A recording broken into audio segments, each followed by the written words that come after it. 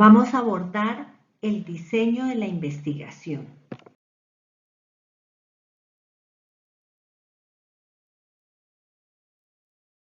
Los enfoques de investigación son cuantitativo, cualitativo y mixto. El enfoque cuantitativo se caracteriza porque los planteamientos son acotados, precisos, mide fenómenos, utiliza estadística y prueba hipótesis y teorías. El proceso es deductivo de lo general a lo particular. Es secuencial y se puede probar. También permite el análisis de la realidad objetiva. Es apropiada para la generalización de resultados, el control sobre el fenómeno específico.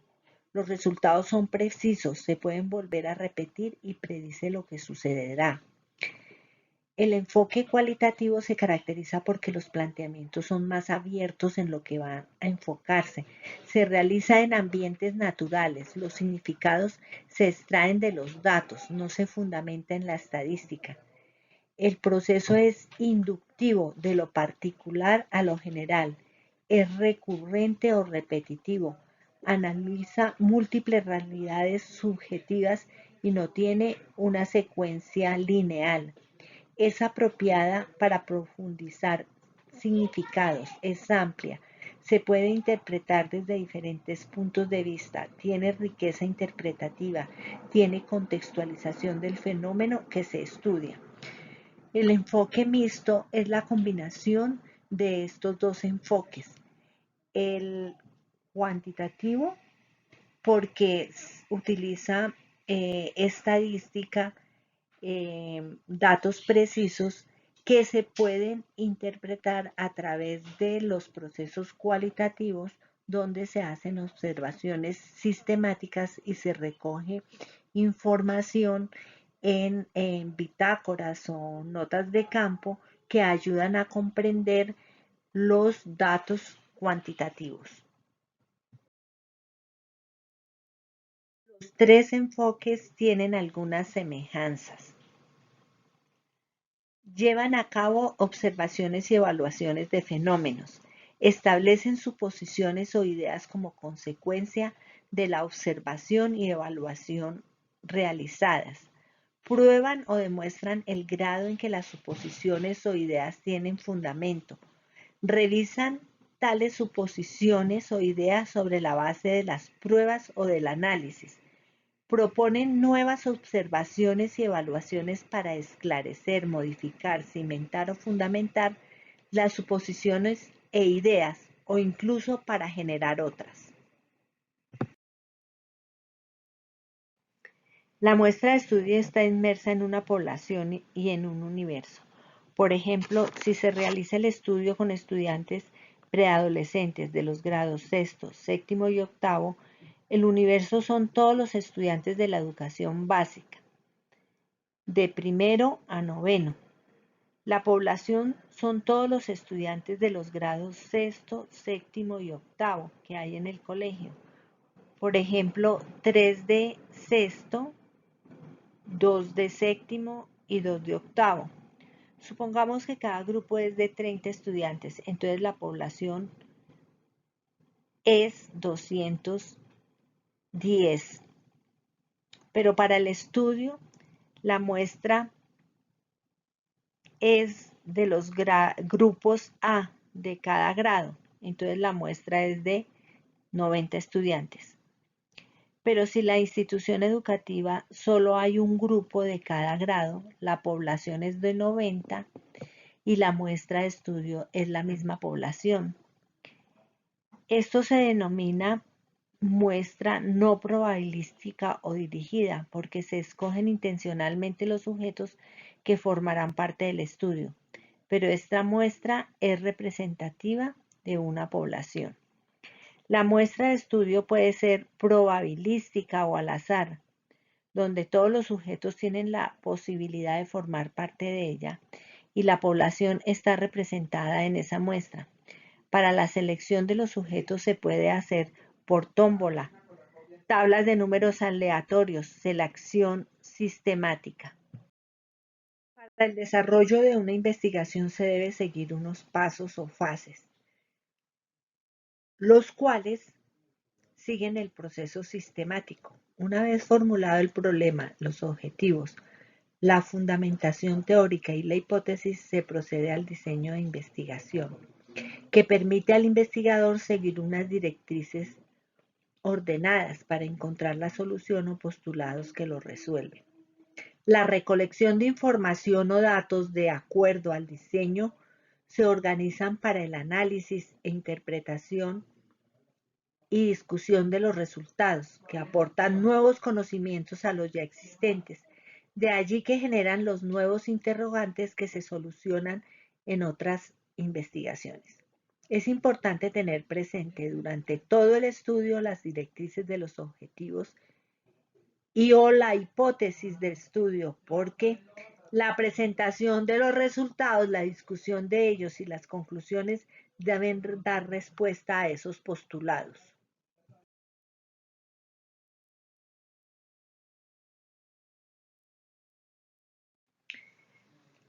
Los diseños de investigación son experimental y no experimental.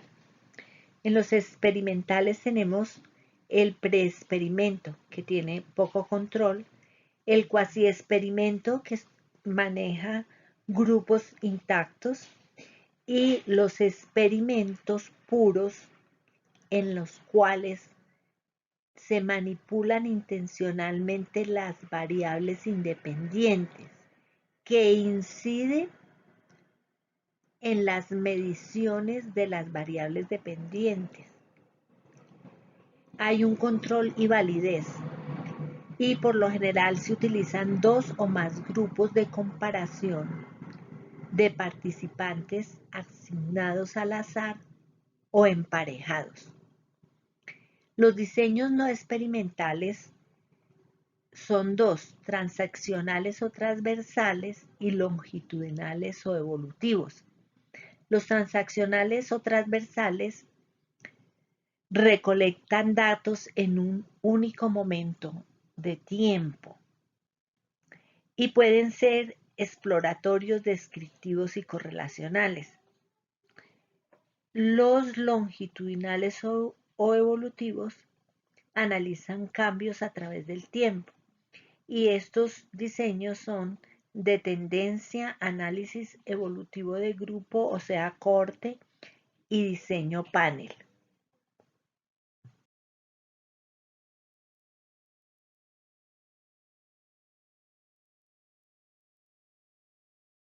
El método científico consta de varias etapas. Se inicia con la observación de un fenómeno que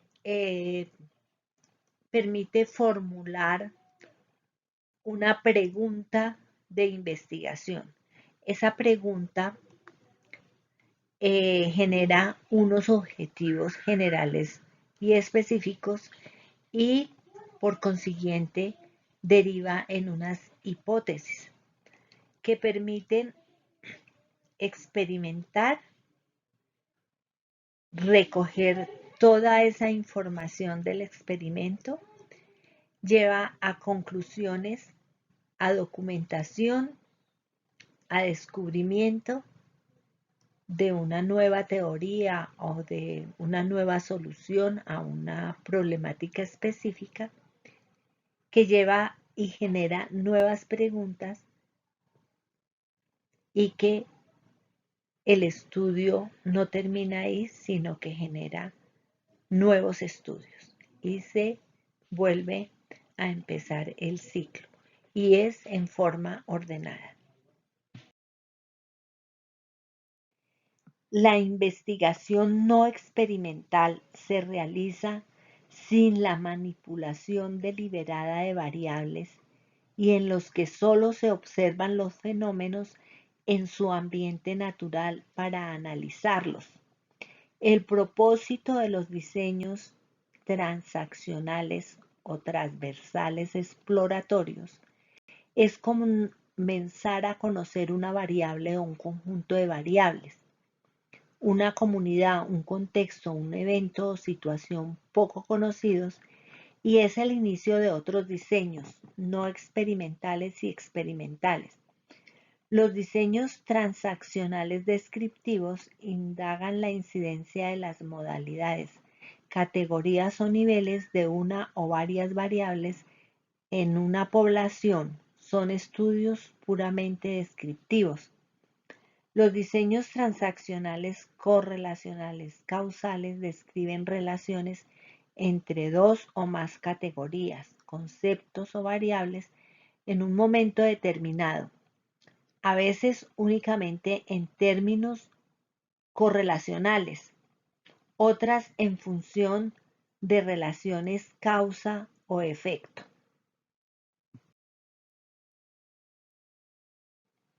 Los diseños de investigación no experimentales, longitudinales o evolutivos.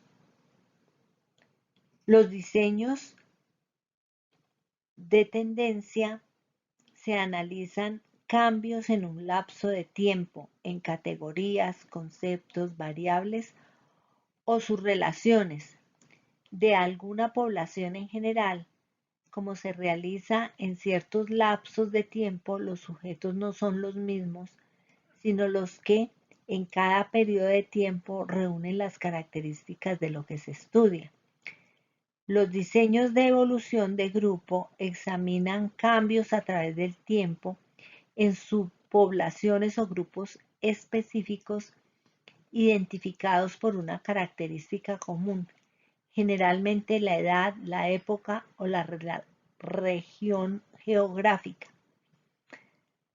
Los diseños panel analizan cambios en un lapso de tiempo en categorías, conceptos, variables o sus relaciones de alguna población con los mismos casos o participantes en todos los tiempos o momentos del estudio. Una vez definido el diseño de la investigación, se procede a organizar las fases de la misma. Estas fases son los pasos necesarios para realizar el estudio. Están relacionados con los objetivos de investigación. Es posible que un objetivo tenga varias fases, las cuales deben ser lógicas y coherentes entre sí para lograr el objetivo general. Algunos ejemplos son, en este orden: fase 1, ubicación de la muestra del estudio, que implica solicitar el permiso en la institución, los consentimientos informados, hablar con los profesores. La fase 2, elaboración del instrumento que se va a utilizar. Eso implica la validación del instrumento con expertos o con grupos similares al objeto de estudio, pero que no van a ser parte de la investigación.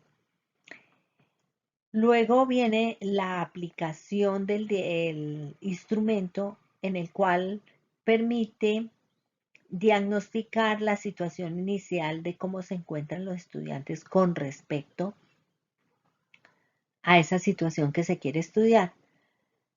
Una vez analizados esos resultados, se procede a hacer el diseño de la intervención educativa que se va a realizar. ¿Por qué no se puede hacer antes? Porque primero hay que conocer los conocimientos previos que tienen los estudiantes para poder saber cómo es que lo voy a diseñar y qué estrategias voy a utilizar. Luego viene la implementación del programa, que paralelamente durante todo el programa se recogen datos en notas de campo, en bitácoras, grabaciones, filmaciones que van a permitir comprender los resultados del estudio. Esa recolección de información debe ser de manera sistemática, y si se requieren instrumentos, hay que diseñarlos. Cuando hay intervención educativa, por lo general, el mismo instrumento con el que se hace el diagnóstico, se hace la evaluación final para determinar los cambios que hay en eso que se está estudiando. Y luego ya viene la interpretación de los resultados, pero para interpretarlos primero hay que levantar una base de datos y someterla a unos análisis estadísticos si se requiere o a encontrar los elementos comunes que se encuentran en ellos y los divergentes para poder interpretar y analizar los resultados que conllevan a la formulación de las conclusiones que están de acuerdo o que responden a los objetivos de la investigación y se presentan las posibles alternativas de seguir estudiando y la prospectiva del mismo proyecto.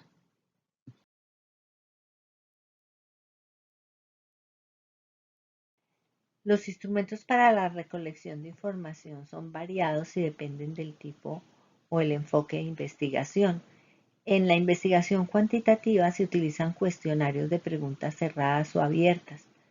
En contextos autoadministrativos, entrevistas personales o telefónicas o por vía internet.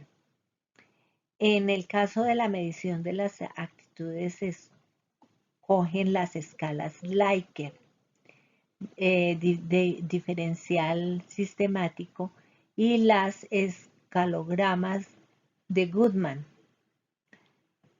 El centro de recursos de estas recolecciones de información se hacen en línea, análisis de contenido cuantitativo, hay observaciones, pruebas estandarizadas de inventarios, datos secundarios recolectados por otros investigadores, aparatos y equipos que permiten recoger la información y que nos dan unos indicadores.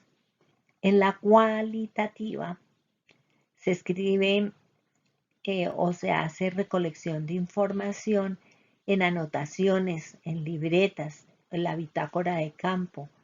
Se observa directamente y se recolecta la información, bien sea en forma de grabación o de filmación o de escribir lo observado. Entrevistas que pueden ser estructuradas, semiestructuradas y abiertas, depende del tipo de investigación. Grupos de enfoque en los que, o focus group, que se organizan para recoger la información y por lo general se graban para poder extraer lo que le interesa al investigador. También se revisan documentos para extraer la información que se requiere o registros y artefactos que permitan recoger información. También se utilizan las biografías e historias de vida para el análisis que se vaya a realizar. En el marco metodológico de una investigación es necesario tener en cuenta los recursos. Los recursos institucionales se relacionan a aquellas instituciones que nos apoyan en el proyecto y que son ajenas al proyecto mismo, como son la Secretaría de Salud, la Secretaría de Educación, el Ministerio de Educación, Coldeportes. Son instituciones que nos van a ayudar a desarrollar el proyecto. Los recursos humanos se refieren a aquellas personas de la comunidad o profesionales que nos van a apoyar, que también son ajenos al proyecto, pero que nos van a brindar, bien sea una conferencia o una serie de conferencias o ciertas mediciones que necesitemos hacer. Los recursos materiales es todo aquello que yo necesito para realizar mi investigación, como puede ser un gimnasio, los elementos de un gimnasio, unos computadores, y todas las partes mínimas materiales como papel, papel especializado, pinturas, colores, todo aquello que me va a permitir a llevar a final término mi investigación. En los recursos económicos se cuantifica todo aquello que implica un gasto por parte del investigador, desde papel, utilería, eh, tinta para la impresora, bueno, todos aquellos pormenores que va a implicar un gasto como el transporte, el desplazamiento, los refrigerios, el almuerzo, inclusive los semestres académicos que voy a cursar en la universidad para terminar mi estudio. Todo esto se totaliza para saber realmente cuánto es lo que voy a invertir en esa investigación. El cronograma es muy importante porque nos va a ayudar a pensar qué tiempo voy a destinar para realizar la investigación. Aquí en esta presentación pues no caben los 2 años que puede llevarse una investigación, pero este se diseña de acuerdo a las actividades que se han organizado en las fases o pasos de la investigación y aquí las voy a escribir en forma lógica, secuencial, cómo se va a recolectar y se va a organizar todo el proyecto hasta llegar a su etapa final de presentación de los resultados. Del tiempo para la realización del proyecto, pues lógicamente tiene que tener algo de flexibilidad, pero trataremos de ser lo más precisos y lo más ajustados a las circunstancias, porque puede haber cambios de acuerdo a cosas imprevistas que no lo habíamos pensado. La divulgación de los resultados es un aspecto muy importante que hay que tener en cuenta en una tesis doctoral, porque yo debo pensar cómo lo voy a realizar y durante el proceso voy ajustando de acuerdo a las circunstancias.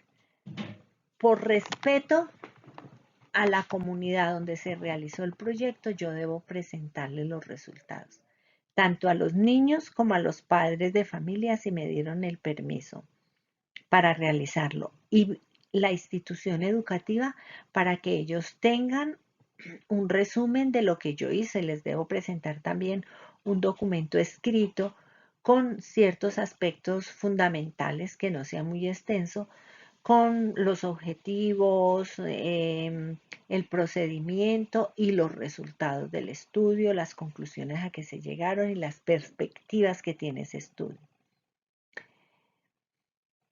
Con la comunidad educativa donde se realizaron los estudios de posgrado, porque ellos deben conocer tanto los compañeros como los profesores, como las directivas, qué resultados tuvo esa investigación. Y debo ir pensando en que tengo que escribir artículos para revistas indexadas, porque son estudios de posgrado y estos estudios deben publicarse porque tienen una rigurosidad y que son la base para otras personas que quieran hacer estudios parecidos al mío o simplemente para personas que están buscando soluciones a problemáticas puntuales que tienen y que el estudio les pueda ayudar a resolverlos. Y también ver la posibilidad de hacer ponencias en eventos internacionales y, si es posible, participar en la construcción de un libro a través de un capítulo, pero es importante divulgarse los resultados o si no, no tiene sentido haber hecho la investigación.